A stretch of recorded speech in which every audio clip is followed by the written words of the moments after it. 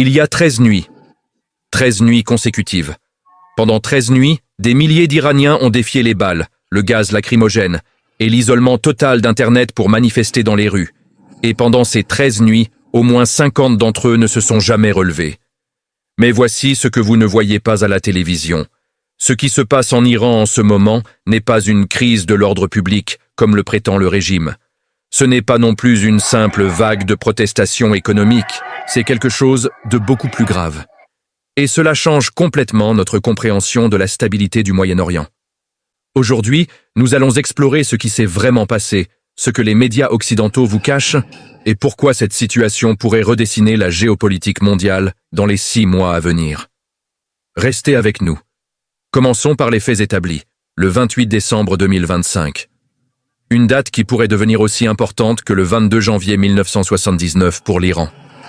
Ce jour-là, une décision de réforme du prix du carburant annoncée mi-décembre, le 13 décembre 2025, qui augmentait fortement le tarif pour certains usages hors quota, est l'étincelle rapportée pour le mouvement.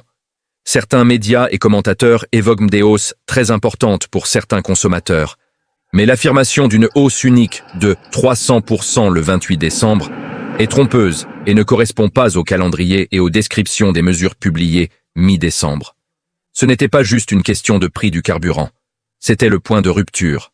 L'Iran traverse une crise économique sans précédent depuis 2015. L'inflation atteint officiellement 50%, mais les économistes indépendants parlent de 80 à 100%. Les salaires stagnent. Le rial a perdu 80% de sa valeur en 5 ans. Et les jeunes, particulièrement les jeunes, n'ont littéralement aucun horizon d'emploi stable. Quand vous êtes un jeune Iranien en 2026, vos perspectives sont soit travailler pour l'État, soit émigrer, soit accepter la pauvreté.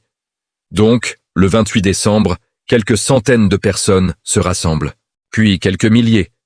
Puis, dans les 48 heures, cela devient quelque chose que le régime n'avait pas anticipé, une explosion sociale simultanée dans 13 provinces différentes.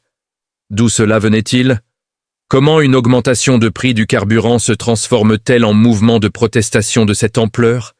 Et c'est là que tout devient plus inquiétant. Parce qu'il y a un détail que presque personne ne mentionne, les manifestants ne scandent pas « à bas le prix du carburant ». Ils scandent « à bas Khamenei », « à bas la dictature », « mort au guide suprême ». Ce ne sont pas des protestataires économiques. Ce sont des révolutionnaires, et le régime le sait. C'est pourquoi, après seulement 72 heures de manifestation, Internet a été coupé. Complètement. Début janvier 2026, autour du 9 janvier, le gouvernement iranien a opéré une coupure nationale d'accès à Internet. Auparavant, il y avait déjà eu des ralentissements et des restrictions ciblées, mais la coupure à l'échelle nationale a été signalée début janvier. Quand vous fermez Internet, vous envoyez un message simple. Vous avez perdu le contrôle de la narration. Vous ne pouvez plus contenir l'information. Vous ne pouvez plus réprimer les gens en ligne. Vous n'avez plus qu'une option, la répression physique. Et c'est exactement ce qui s'est passé. Entre le 31 décembre 2025 et le 8 janvier 2026, les forces de sécurité, la Basij, les gardiens de la Révolution, la police anti-émeute, ont déployé une répression massive, gaz lacrymogène, balles réelles, arrestations en masse. Selon Amnesty International, au moins 28 personnes ont été tuées entre le 31 décembre et le 3 janvier. Selon Human Rights Watch, c'est au moins 35. Selon l'organisation Iran Human Rights, basée en exil, le bilan réel dépasse les 50 morts et plus de 2260 arrestations. Qui croire ? Aucune de ces organisations n'a accès direct au terrain. Mais une chose est certaine, le gouvernement iranien rapporte des chiffres ridicules, parlant de quelques dizaines d'incidents, quand la réalité sur le terrain montre des dizaines de morts. Et pendant tout cela, les manifestations ne s'arrêtent pas. Pour la 13e nuit consécutive, des Iraniens sortent dans les rues. 13 nuits. 13 nuits face aux balles, face à l'armée, face à un régime qui a 47 ans d'expérience à écraser les mouvements populaires. Et il continue. Maintenant, voici où la situation devient complexe. Parce que les médias occidentaux vous racontent une histoire simple. Le peuple iranien se révolte contre la dictature. C'est vrai. Mais c'est incomplet. Et ce qui manque à cette histoire change complètement sa lecture. D'abord, Parlons de Reza Pahlavi. Reza Pahlavi est le fils de l'ancien Shah Mohammad Reza Pahlavi, le monarque autoritaire qui a gouverné l'Iran jusqu'à la révolution de 1979. Le même Shah que les révolutionnaires ont renversé il y a 47 ans.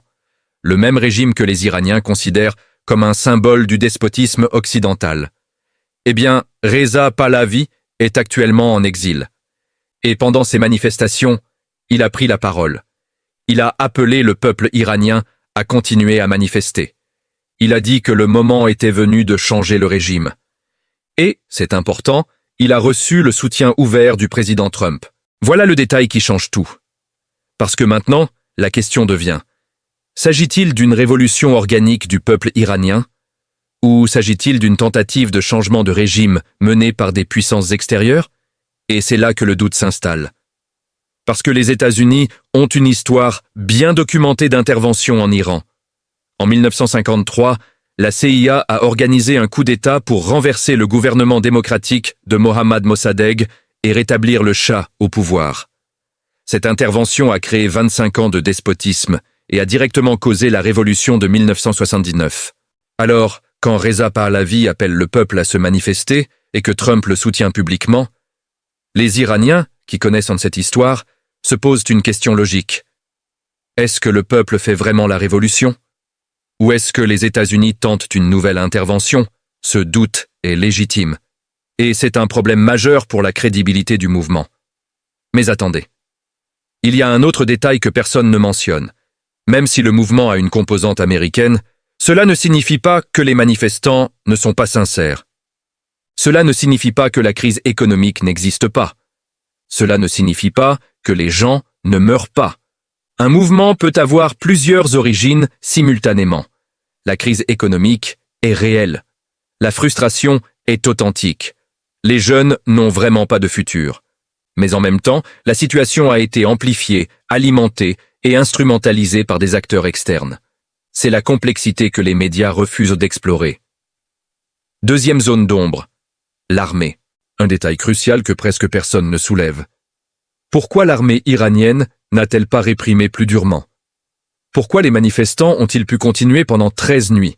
Parce que la garde révolutionnaire iranienne, l'institution militaire la plus puissante du pays, n'a pas reçu d'ordre d'anéantir le mouvement. Pourquoi? Possibilité 1. Le régime pense pouvoir contenir le mouvement par la répression légère. Possibilité 2. Il y a des divisions au sein de l'armée.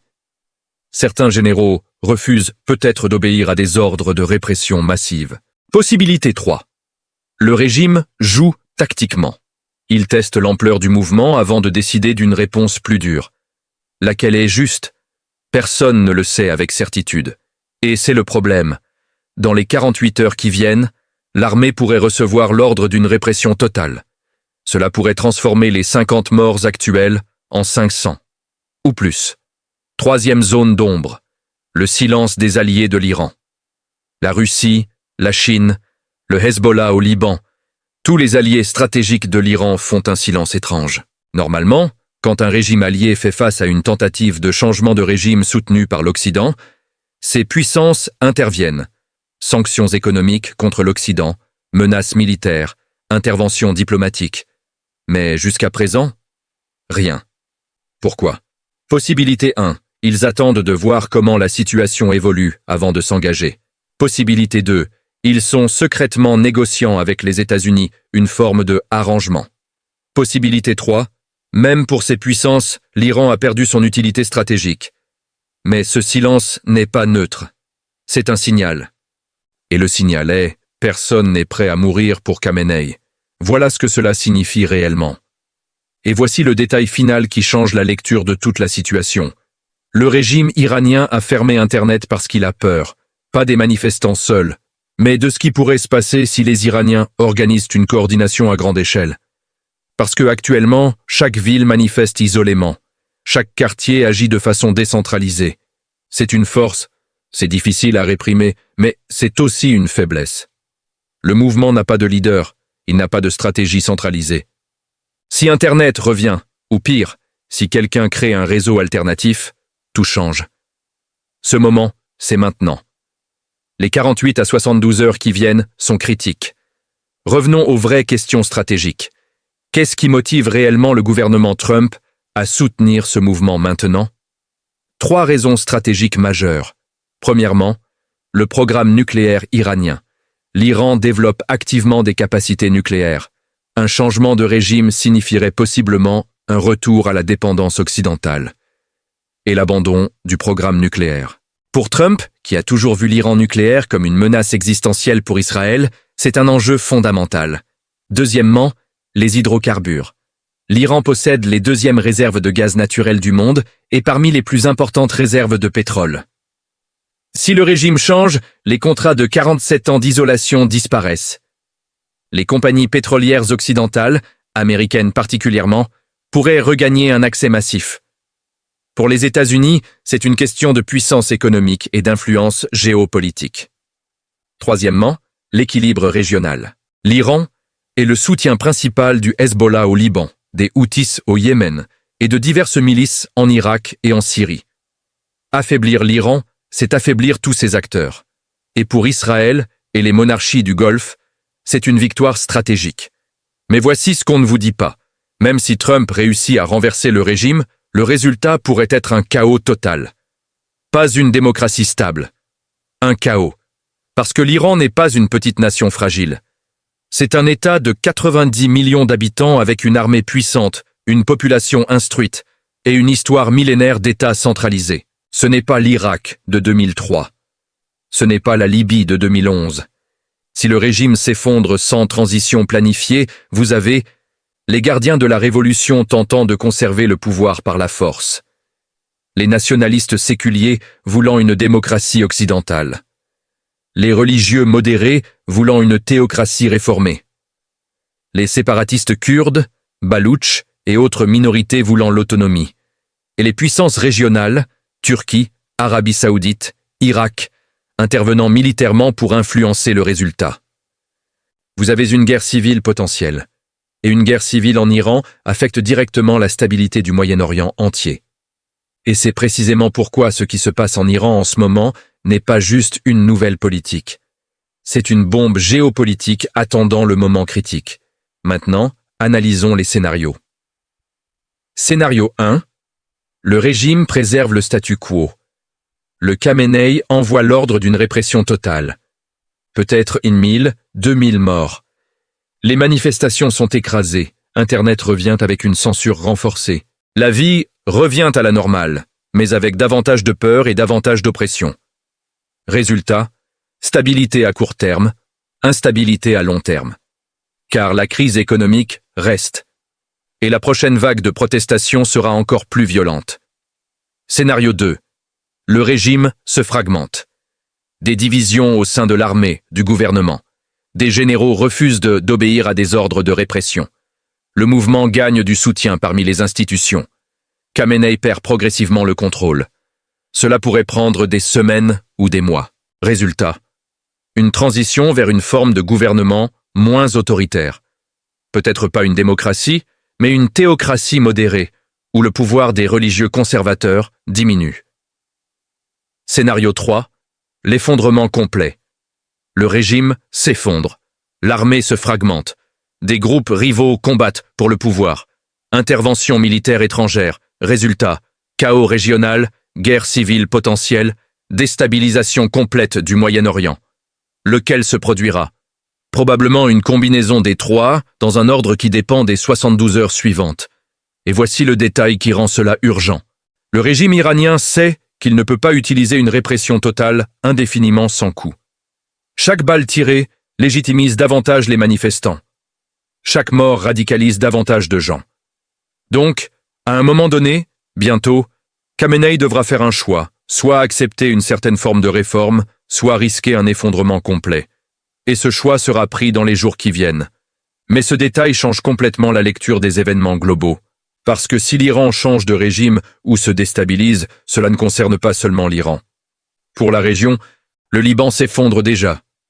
Le Hezbollah, soutenu par l'Iran, perd de sa puissance. Un Iran affaibli, un Liban totalement livré à lui-même. La Syrie sera davantage exposée aux influences turques et israéliennes. Le Yémen, où les Houthis reçoivent le soutien iranien, basculera vers une nouvelle forme de contrôle. La carte géopolitique du Moyen-Orient sera redessinée.